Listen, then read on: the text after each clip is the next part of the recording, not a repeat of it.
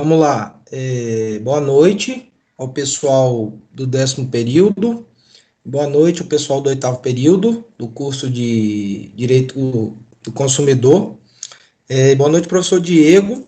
Né? Hoje a gente vai falar um pouquinho das cláusulas abusivas, né, constantes no Código de Defesa do Consumidor, né? E vamos falar um pouco, que esse é o nosso trabalho da PS, né? E vamos lá. Para a gente começar a falar da ideia de cláusulas abusivas, a gente tem que entender, primeiro, a doutrina coloca dessa forma, né? O que seria essa abusividade? Seria falar de abuso de direito. E o que é o abuso de direito? Bom, o abuso de direito, ele ocorre quando você tem um titular de determinado direito, e esse titular, ele o utiliza de forma inadequada, de tal forma que causa lesão a terceiro, né? Então, por exemplo, no direito consumidor, a gente tem a relação consumerista, você tem de um lado o consumidor que tem, obviamente, direito a adquirir produtos, e do outro lado você tem o fornecedor que tem direito de vender, né? Para fins econômicos, etc. Só que, como na relação consumerista a gente tem uma relação desigual, né, o fornecedor sempre ali em cima e o consumidor sendo hipossuficiente da relação, o fornecedor acaba de se utilizar dessas práticas, né, para lesar o consumidor. Ele tem o direito de vender? Tem, só que tem que ser dentro da lei, na forma estabelecida por lei, né? Beleza. O CDC ele vai trazer algumas hipóteses, como nossos colegas vão dizer adiante, né? Por exemplo, no artigo 39, no artigo 51, artigo 40 e 41. Esses 40 e 41 especificamente trata de valores, negociação de valores dentro da relação consumerista. Bom, diga-se de passagem, são muitas hipóteses de abusividade que podem ocorrer ali, né? O legislador colocou para a gente. Bom, importante também falar que as práticas abusivas, elas são objetivamente consideradas. O que significa?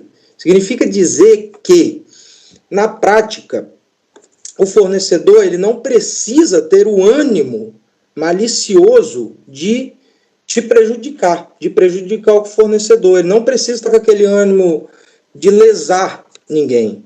O simples fato dele agir de certa forma, dele colocar tal cláusula no contrato, já torna aquela cláusula abusiva. Ela já se dá no mundo fático. Não precisa haver aquela intenção de lesão, né? A doutrina tem entendido assim nos últimos tempos. Bom, temos algumas características, que a gente tem as cláusulas abusivas pré-existentes, que são aquelas que se dão antes da formação do contrato, as pós-existentes, que se dão após a construção da relação consumerista, e as contratuais, que ocorrem durante a ocorrência ali do contrato.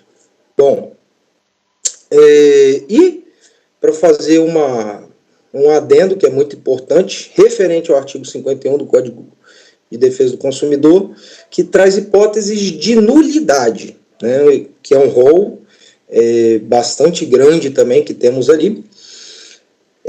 Só que a doutrina tem entendido que a simples existência de uma cláusula abusiva no contrato, por si só, não ocasionaria, vamos dizer assim, o desfazimento total do contrato. A doutrina tem entendido que o certo, né, na maioria dos casos, seria retirar aquela cláusula e estabelecer novamente o equilíbrio, né?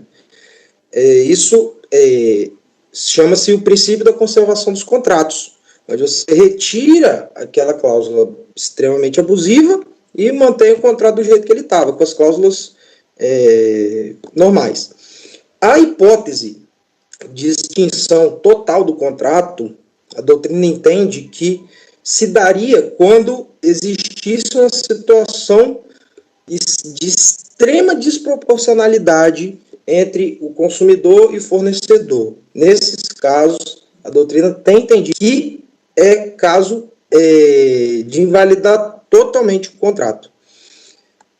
Do outro lado, não. Se só tiver uma cláusula, você retira aquela cláusula e o contrato se mantém.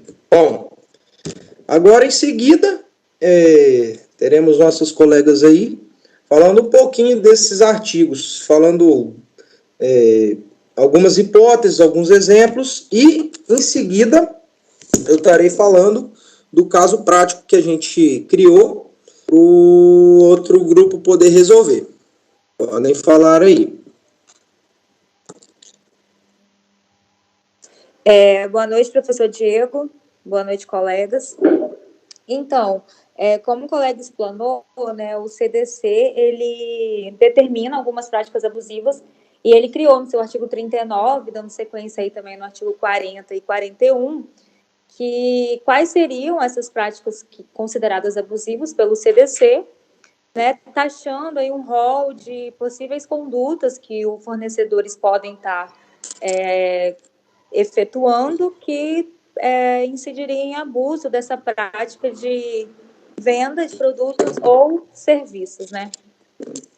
Então, o artigo 39, ele vai ter aí os incisos que vão indicar, né, como que serão tratadas, como que acontece e como que é caracterizada esses abusos, né? Então, a gente tem aí a venda casada, que seria condicionar, né, o fornecimento de produto ou de serviço ao fornecimento de outro produto ou serviço, né, sem que haja, então, uma justa causa para que isso seja feito. A gente vê muito isso, isso tem em pequenos comércios, também em grandes, mas eu acho que com a crescente fiscalização e denúncias, isso tem aparecido mais em pequenos comércios, né, de vendas casadas, como uma caixa de cerveja e aí você pode levar a carne, ou então eu só vendo esse produto se você levar este outro. Isso acontece também muito com questões de contratos de telefones, pacotes de celulares. Você tem que comprar, você é obrigado a adquirir um plano com X torpedos ou mensagens e vai ganhar tantos minutos de voz, sendo que muitas vezes o consumidor não tem o interesse nesses outros produtos, mas ele é obrigado, né, a fazer adesão para que ele possa ter aquilo que ele quer, que talvez seria o pacote de internet. Então, a venda casada, ela te obriga a levar uma coisa que você não tem desejo ou necessidade, para que você possa, então, levar aquilo que você quer. E o CDC, ele considera isso abusivo, porque o fornecedor ele não pode, com a sua superioridade econômica, taxar essas situações para o consumidor, que é aí, no caso do CDC, é mais vulnerável nessa situação, nessa relação econômica. O CDC também ele diz aqui no inciso 2 e 39 que o fornecedor ele não pode recusar o atendimento, né? A partir do momento que você tem um estabelecimento, você tem que fazer o atendimento. Você não pode chegar um cliente lá e você recusar vender para ele aquela sua disponibilidade. Se você tem um produto em estoque e você tem uma demanda de procura, você não pode se recusar, né? Claro, muito menos escolher para quem você vai vender ou realizar aquele serviço. Também não pode haver, segundo o CDC, uma entrega de um produto sem a solicitação, né? Eu recebi aqui na minha casa um produto, uma cesta, sei lá, de biscoito, chocolate, sendo que eu não pedi. Eu tenho que devolver? Então, o CDC ele entende que a partir do momento que uma empresa te envia um item, um produto, ou até um cartão de crédito, talvez, como exemplo, sem que você solicite, ele não pode cobrar por aquilo, né? Então, o CDC, no parágrafo único do artigo do inciso 3º, ele vai entender que esse envio, que essa remessa não solicitada do cliente, vai ser uma amostra grátis, né? Então, a gente vê isso acontecendo muito com bancos que enviam cartões sem você solicitar e aí depois vem cobrando uma anuidade que você não solicitou. Então, você não tem que pagar, o consumidor não precisa fazer esse pagamento, tá? Então, isso é indevido, é abusivo. O CDC, ele determina isso. Né, também eu vou falar aqui os incisos que a gente acha mais importante, mas esse aqui também é bem interessante, que é o da vulnerabilidade, né, que vai incidir aí o princípio da dignidade humana, que rege aí toda a nossa Constituição. Então, assim, o empresário, a empresa, o fornecedor, ele não pode se prevalecer, né, da fragilidade do seu consumidor. Um consumidor, ele é analfabeto, então eu não vou passar para ele as devidas informações daquele item e ele vai fazer uma compra completamente leigo. Isso acontece muito também com idosos, né, e também com pessoas que moram no interior. Então, aí, diante dessa vulnerabilidade, o estabelecimento, os fornecedores, eles praticam algumas condutas abusivas porque aquela pessoa, além de não conhecer seus direitos, ela não tem aí uma base sólida para que ela reconheça que ela está sendo lesada, né? Por exemplo, você vai numa roça, no interior, e vende um colchão que teria o preço aí de R$ 500, você vende a R$ 3.000, né? E você está aí, além de violar, além de praticar uma outra conduta abusiva, você ainda está violando, né, a fragilidade aí desse consumidor. E aí, como eu acabei de falar também, é vedada vantagem excessiva, né? Você não pode cobrar além daquilo que é o preço de mercado. Por exemplo, um carro, ele custa 20 mil na tabela FIP. Você não pode cobrar aí 100 mil naquele veículo, né? E aí também temos o orçamento e autorização. Então, assim, você não pode realizar um serviço sem a prévia elaboração de orçamento e autorização. Uma outra prática abusiva também é o sigilo de informação. Por exemplo, o banco, né, ele tem essa relação de consumo com você, então ele tem que manter essa relação em sigilo, ele não pode sair por aí divulgando, né, os seus dados, tal como também você deixa seu celular numa empresa para consertar, ele não pode estar divulgando aí suas fotos, ou tudo aquilo que ele pegar de informação mediante a sua relação de consumo, ele tem que preservar o sigilo daquelas informações. Né? O fornecedor também ele não pode, né, praticar a venda de produtos indevidos, então ele tem que estar sempre atento aí em questão de alimentos, produtos dentro da validade ou sem avarias, ou condicionar esses produtos que mesmo dentro da validade às vezes podem perecer, então eles têm que ter esse devido cuidado. É sim papel do fornecedor oferecer produtos devidos, né, dentro aí do que os órgãos exigem ao consumidor final. E outra coisa também bem interessante, esse inciso também norteou bastante agora na pandemia, que é a recusa de produtos e serviços disponíveis, né? Por exemplo, você tem, eu trabalho no supermercado, então a gente vê muito isso lá. O cliente ele chega, né, querendo levar 20 caixas de cerveja, mas seu estoque já está muito baixo. Se eu vender 20 caixas de cerveja para ele, eu vou ficar sem estoque. Mas não, eu não posso dizer, olha, você só pode levar uma ou duas caixas. Isso é vedado pelo CDC, né? O CDC diz que se eu tenho 20 caixas e eu tenho um cliente pronto ali para o pagamento daquelas 20 caixas, eu não posso me recusar a vender aquelas 20 caixas para esse cliente, mesmo que eu fique aí com o meu estoque desfalcado e não possa atender mais ninguém depois dele. No entanto, né, o CDC também ele diz que é ressalvado os casos de intermediação regulados em leis especiais. Então, assim, alguns casos eles terão aí essa exceção. Agora, na pandemia, nós tivemos uma portaria aqui no Espírito Santo também que regularizou essa limitação, porque no início da pandemia, com toda aquela comoção social, as pessoas ficaram com medo, e aí foram para os supermercados e resolveram fazer estoque. Então, assim, houve uma falta, né, que logo depois ela foi sanada, mas houve uma falta aí de algumas mercadorias.